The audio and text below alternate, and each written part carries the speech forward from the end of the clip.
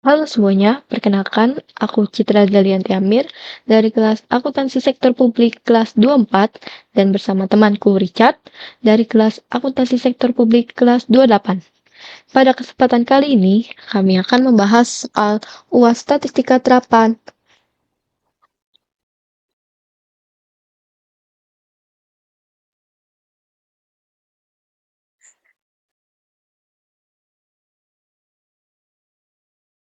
Halo semuanya, perkenalkan nama aku Citra Zalianti Amir dari kelas Akuntansi Sektor Publik kelas 24 dan bersama temanku Richard dari Akuntansi Sektor Publik kelas 28. Pada kesempatan kali ini, kita akan membahas soal UAS Statistika Terapan. Simak yuk. Di sini aku akan menjelaskan soal yang nomor 4. Diberikan sebuah lembaga les bahasa Inggris ingin membuat penelitian mengenai faktor-faktor yang dapat mempengaruhi nilai TOEFL ITP siswa lesnya, dengan hasil sebagai berikut. Pada tingkat kepercayaan 95% didapatkan output dari analisis regresi menggunakan Excel, yaitu sebagai berikut.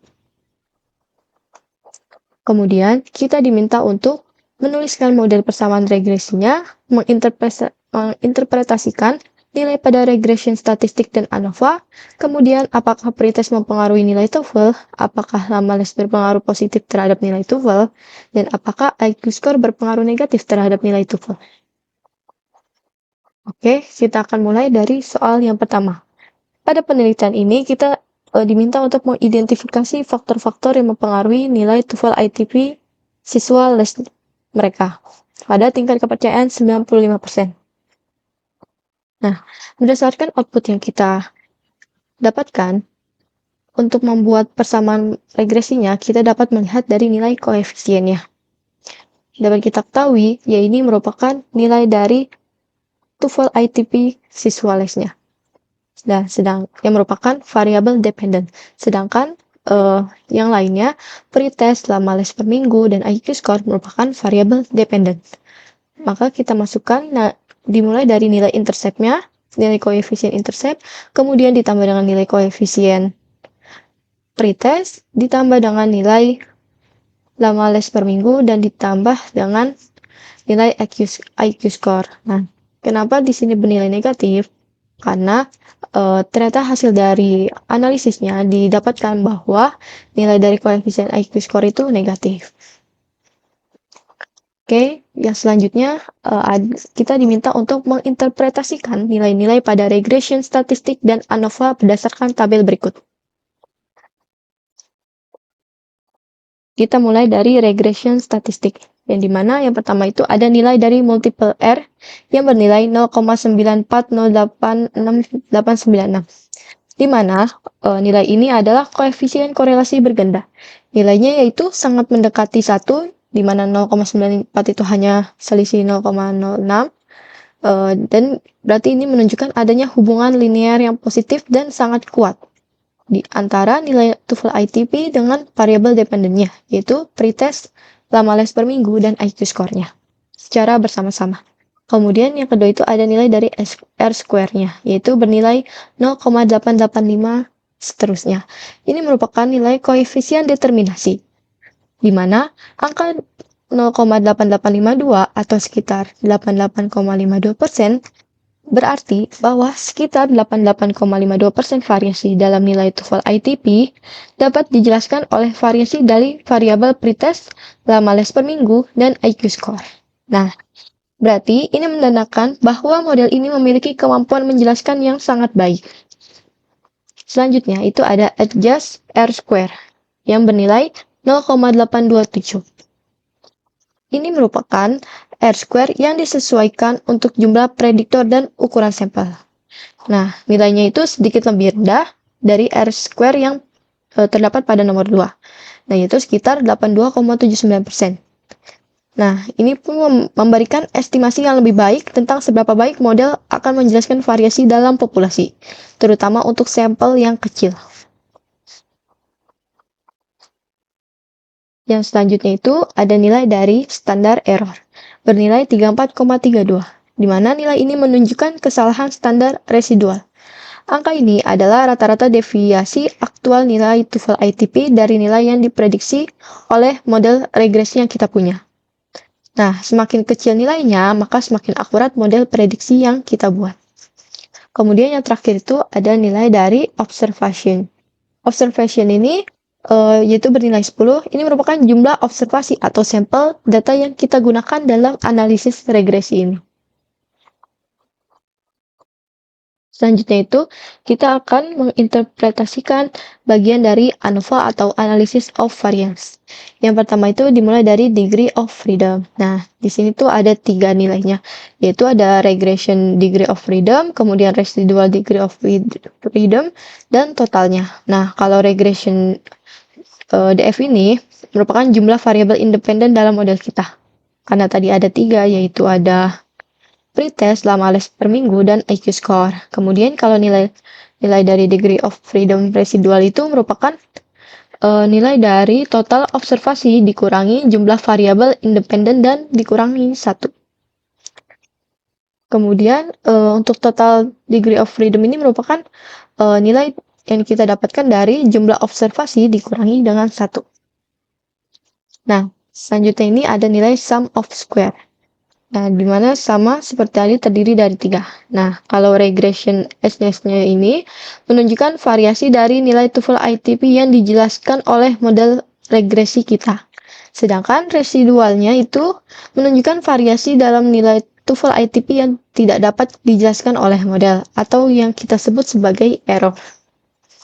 Nah, kemudian kalau totalnya ini merupakan total variasi dalam nilai TOEFL ITP. Nah, yang selanjutnya itu ada nilai dari mean square. Nah, mean square ini ada mean square regresi dan juga mean square residual. Ini merupakan rata-rata untuk mean square regresi merupakan rata-rata variasi nilai TOEFL ITP yang berhasil dijelaskan oleh model. Angka ini menunjukkan variabilitas yang didistribusikan pada pengaruh gabungan variabel pretest, lama les per minggu, dan IQ score. Nah, kemudian itu ada mean square residual. Ini merupakan rata-rata variasi nilai TOEFL ITP yang tidak dapat dijelaskan oleh model. Nah, angkanya ini merupakan sisa variabilitas ataupun error yang mungkin disebabkan oleh faktor lain. Nah, selanjutnya ini ada nilai dari F statistik ataupun statistik dari uji F, di mana F yang kita dapat merupakan bernilai 15,4. Nah, ini digunakan untuk signifikansi keseluruhan model regresi dan digunakan untuk menguji hipotesis 0 bahwa semua koefisien regresi kecuali intercept adalah 0. Ataupun dengan kata lain, apakah model ini secara keseluruhannya berguna? Nah, selanjutnya itu ada nilai dari p-value ataupun signifikansi dari nilai F yang kita dapat pada poin sebelumnya. Nah, p-value ini kita dapat senilai itu ada 0,003. Nah, dapat kita ketahui p-value ini lebih kecil dari alfa 0,05. Nah, maka kita dapat mengambil kesimpulan untuk menolak hipotesis 0. Kesimpulannya, secara keseluruhan, model regresi ini signifikan secara statistik. Artinya, setidaknya satu dari variabel independen seperti pretest, lama les per minggu, atau IQ score berpengaruh signifikan terhadap nilai TOEFL ITP. Oke, selanjutnya kita akan menjelaskan mengenai pengaruh dari pretest terhadap nilai TOEFL. Apakah ada pengaruhnya? Nah, kita punya awalnya kita akan menentukan hipotesisnya itu. Hipotesis nolnya merupakan koefisien pretest sama dengan 0, alias tidak ada pengaruh, sedangkan hipotesis alternatifnya koefisien pretest tidak sama dengan 0, alias memiliki pengaruh. Kita gunakan tingkat signifikansinya itu 0,05%, kemudian berdasarkan tabel yang kita punya, nilai statistik uji ataupun p-value-nya itu didapat 5,64 dan p-value-nya itu 0,013. Nah, berdasarkan nilai dari statistik uji dan p-value-nya, dapat kita simpulkan kita menolak hipotesis nol karena nilai p-value lebih kecil daripada tingkat signifikansinya. Nah, maka kesimpulannya, terdapat cukup bukti yang mendukung klaim bahwa pretest mempengaruhi nilai TOEFL secara signifikan. Nah, kemudian soal selanjutnya itu kita ditanyakan mengenai apakah lama les berpengaruh positif terhadap nilai TOEFL? Nah, dapat kita tahu di tabel yang sebelumnya itu, nilai dari koefisien lama les per minggu itu adalah 13,581. Nah, di mana nilai ini bernilai positif, maka benar ini merupakan menunjukkan hubungan yang positif. Namun, kita harus mengeceknya secara statistiknya juga. Kita dapat hipotesis nolnya itu koefisien lama les sama dengan 0, kemudian koefisien lama les tidak sama dengan 0. Gunakan tingkat signifikansinya itu 0,05. Nah, kemudian kita dapatkan nilai p-value-nya berdasarkan tabel yaitu sebesar 0,0910. Nah, berdasarkan nilai p-value dan tingkat signifikansinya, p-value lebih besar daripada tingkat signifikansi. Maka kita gagal menolak hipotesis nol. Maka kesimpulan yang dapat kita ambil adalah tidak terdapat cukup bukti yang mendukung klaim bahwa lama les per minggu mempengaruhi nilai TOEFL. Dapat disimpulkan meskipun pada nilai koefisien menunjukkan hubungan yang positif, walaupun nilai korelasi koefisien personnya bernilai positif, tetapi secara statistik lama les per minggu ini tidak memiliki pengaruh secara signifikan terhadap nilai TOEFL pada tingkat kepercayaan 95%. Oke, yang terakhir ditanyakan apakah IQ score berpengaruh negatif terhadap nilai TOEFL? Nah, berdasarkan dari hasil analisis regresi yang kita dapatkan pada soal, nilai koefisien IQ score-nya itu bernilai min 1,3, di mana bernilai negatif berarti menunjukkan adanya hubungan yang negatif. Namun, kita harus juga uji secara statistik. Kita tentukan hipotesisnya terlebih dahulu. Kita dapat hipotesis nolnya merupakan koefisien IQ score-nya sama dengan 0, artinya tidak ada pengaruh. Kemudian, hipotesis alternatifnya, koefisien IQ score tidak sama dengan 0, artinya memiliki pengaruh. Nah, kita gunakan tingkat signifikansi sebesar 0,05. Maka didapatkan nilai p-value-nya itu 0,2631. Kemudian, berdasarkan nilai p-value dan juga nilai signifikansinya, kita gagal untuk menolak hipotesis nol. Dikarenakan nilai p-value lebih besar daripada nilai alfanya. Nah, dapat kita simpulkan tidak terdapat cukup bukti yang kuat untuk mendukung klaim bahwa IQ score mempengaruhi nilai TOEFL. Dapat kita simpulkan juga, meskipun pada nilai koefisien menunjukkan hubungannya negatif, namun secara statistik IQ score tidak berpengaruh secara signifikan terhadap nilai TOEFL pada tingkat kepercayaan 95%. Nah, dari analisis ini kita dapat menyimpulkan bahwa pretest adalah faktor yang paling signifikan yang mempengaruhi nilai TOEFL ITP pada tingkat kepercayaan 95% pada penelitian ini. Nah, sementara dua variabel independen lainnya, les per minggu dan IQ score, meskipun menunjukkan arah hubungannya positif ataupun negatif, tidak signifikan secara statistik. Oke, selanjutnya ada soal yang nomor 5. Terdapat beberapa prosedur atau metode yang dapat digunakan dalam pemilihan model regresi. 3 diantaranya adalah stepwise regression, forward selection, and backward elimination. Nah, kita diminta untuk menjelaskan bagaimana pengaplikasian ketiga metode tersebut.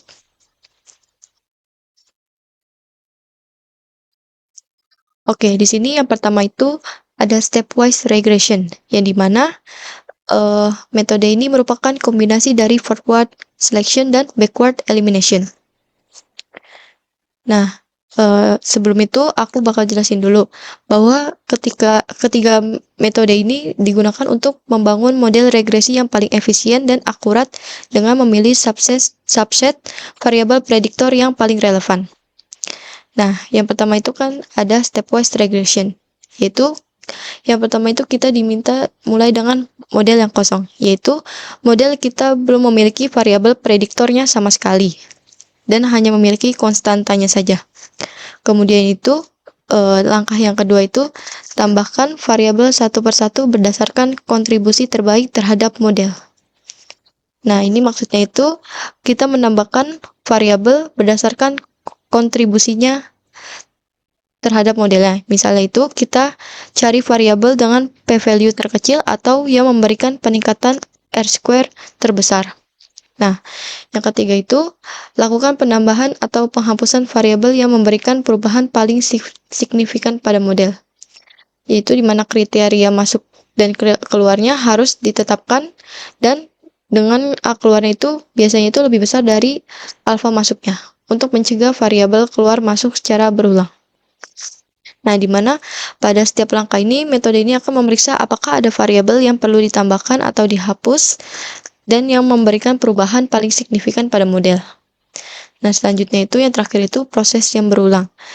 Nah, di mana itu proses ini akan diulangi sampai tidak ada lagi variabel yang signifikan untuk ditambahkan atau dihapus dari model ini. Oke. Yang selanjutnya itu ada forward selection. Nah, seperti namanya juga, metode ini bergerak maju, yaitu dengan secara bertahap menambahkan variabel ke dalam model. Yaitu dimulai dengan model yang hanya berisi konstanta atau intercept, tanpa variabel, prediktor, atau independen lainnya. Yang kedua itu, evaluasi semua variabel prediktor yang belum ada di model. Itu untuk setiap variabel yang belum ada, kita hitung seberapa besar peningkatan signifikansi modelnya jika variabel tersebut ditambahkan. Kemudian yang ketiga langkahnya itu pilih variabel yang terbaik, yaitu pilih variabel yang memberikan peningkatan signifikansi terbesar, yaitu dengan p-value terkecil, dan juga variabel yang didapat ini kemudian ditambahkan ke model dengan catatan p-value-nya lebih kecil dari ambang batas kriteria masuk yang sudah ditetapkan.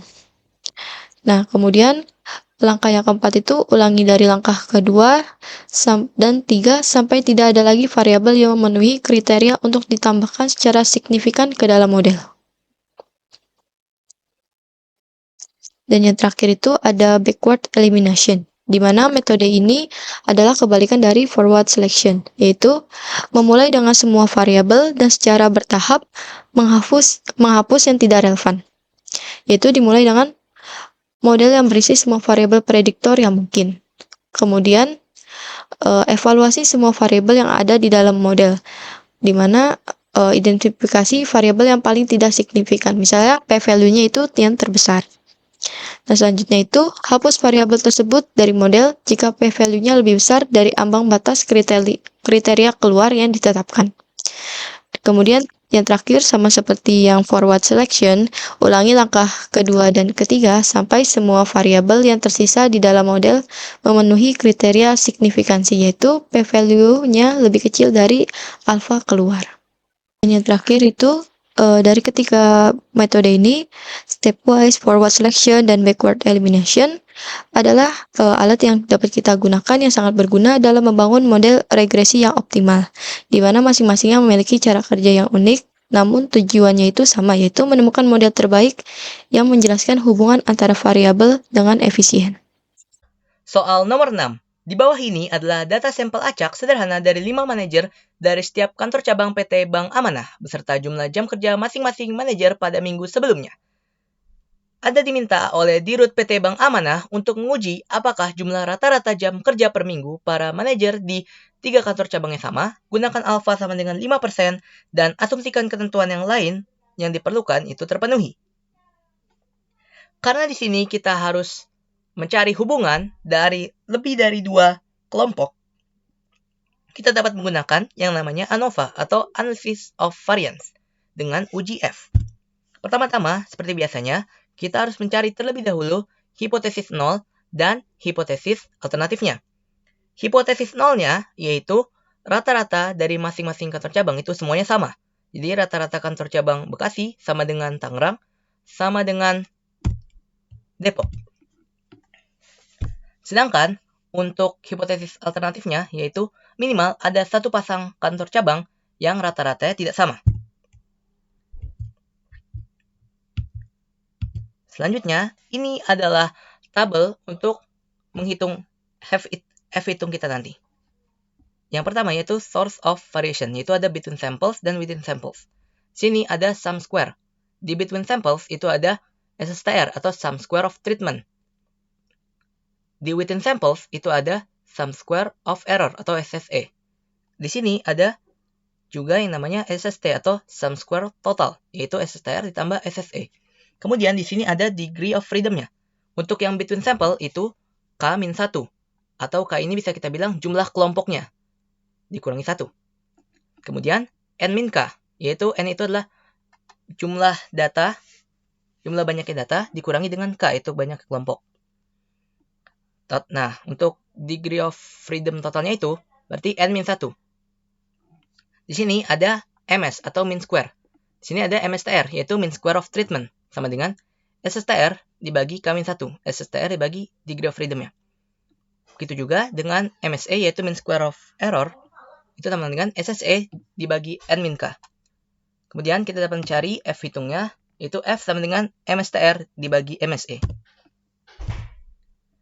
Di sini penjelasannya, yaitu SSTR sum square of treatment sama dengan sigma I sama dengan 1 sampai K dikali NI dikali dalam kurung X bar I min X bar dikuadratkan. Di sini, K itu adalah jumlah populasi atau jumlah kelompok dari sampelnya. NI itu adalah ukuran sampel dari populasi ke I. Kemudian, XI itu adalah rata-rata sampel dari populasi ke I atau kelompok ke I. Kemudian, X bar itu adalah rata-rata total dari rata-rata data yang ada. Kemudian, di sini ada SE atau sum square of error, yaitu sama dengan X11, yaitu nilai dari baris 1 kolom 1 dikurangi dengan rata-rata kelompok 1, X bar 1, dikuadratkan ditambah X12, yaitu baris 1 kolom 2, nilai dari baris 1 kolom 2 dikurangi dengan rata-rata kelompok 2, dikuadratkan, dan begitu seterusnya sampai habis. Bisa kita lihat, ini adalah tabel dari jam kerja masing-masing kantor cabang.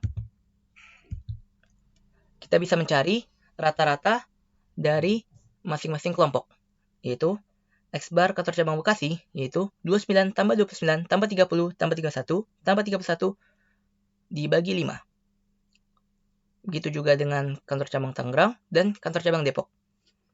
Setelah kita menemukan rata-rata dari masing-masing kelompok, kita dapat menemukan yang namanya X bar, yaitu rata-rata dari rata-rata, yaitu 30 ditambah 18,6 ditambah 11,6 dibagi 3, yaitu 60,2 dibagi 3.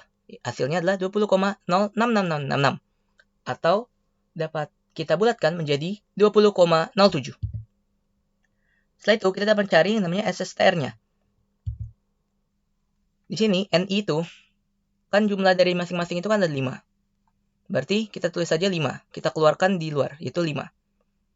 Dikali X bar I, yaitu rata-rata dari kelompok I. Kelompok pertama, yaitu Bekasi, itu rata-rata 30. Dikurangi dengan X bar, rata-rata dari rata-rata keseluruhannya, 20,07. Dikuadratkan. Ditambah 18,6. Itu rata-rata dari kelompok 2, yaitu Tangerang, 18,6 dikurangi 20,07. Ditambah rata-rata kelompok 3, yaitu 11,6, dikurangi dengan rata-rata dari rata-ratanya, yaitu 20,07. Dikuadratkan. Sehingga kita dapat menemukan bahwa SSTR-nya adalah 862,5335. Kita simpan angka tersebut. Kemudian, kita dapat mencari yang namanya MSTR-nya, yaitu mean square of treatment, yaitu sama dengan SSTR per K-1. Seperti yang sudah dijelaskan tadi, K itu kita anggap sebagai jumlah kelompoknya.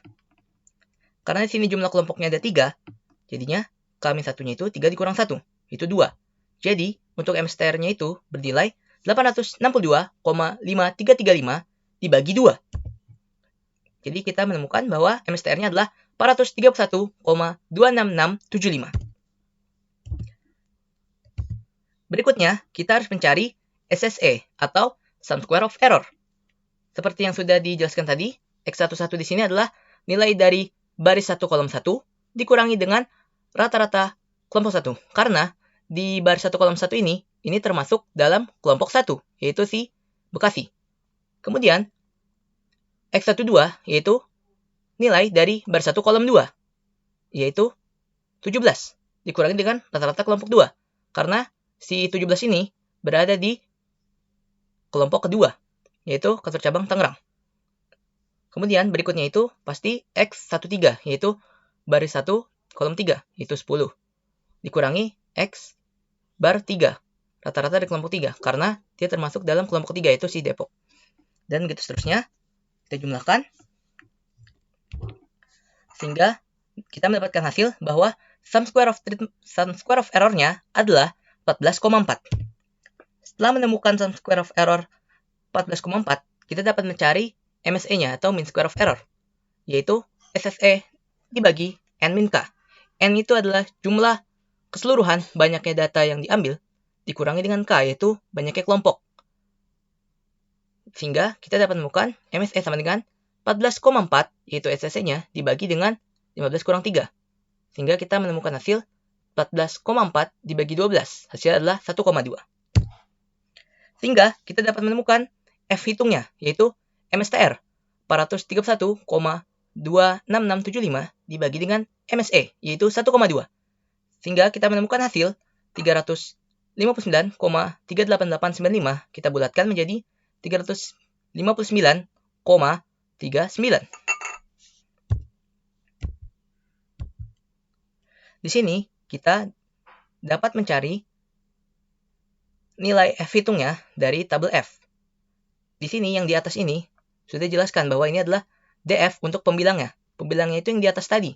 Yang di atas tadi itu adalah K-1. Jumlah kelompoknya ada 3. Dikurangi 1 jadi 2. Jadi kita mencari yang 2 di sini, 2 di kolom, dan di barisnya yaitu tadi N min K. N-nya itu kan jumlah keseluruhannya data yang ada, yaitu 15, dikurangi dengan banyak kelompok, K dikurangi K. Berarti 15 kurang 3, yaitu 12. Jadi kita harus mencari ketika di kolomnya 2 dan di barisnya 12. Kita menemukan bahwa F dari tabelnya adalah 3,89. Nah, karena F hitungnya itu lebih dari F tabel, pasti didapatkan hasil tolak H0. Karena tolak H0, jadi hipotesis nolnya, yaitu yang menyatakan bahwa mu dari kantor cabang Bekasi sama dengan mu kantor cabang Tangerang sama dengan mu kantor cabang Depok, itu salah. Karena salah, yang diterima itu adalah H1-nya, yaitu menyatakan bahwa rata-rata dari 3 kantor cabang tersebut tidaklah sama. Baik, mungkin cukup sekian pembahasan soal dari kami. Mohon maaf jika ada kesalahan pengetikan atau kesalahan pengucapan. Sekian dan terima kasih. Sampai jumpa di video-video berikutnya. Terima kasih.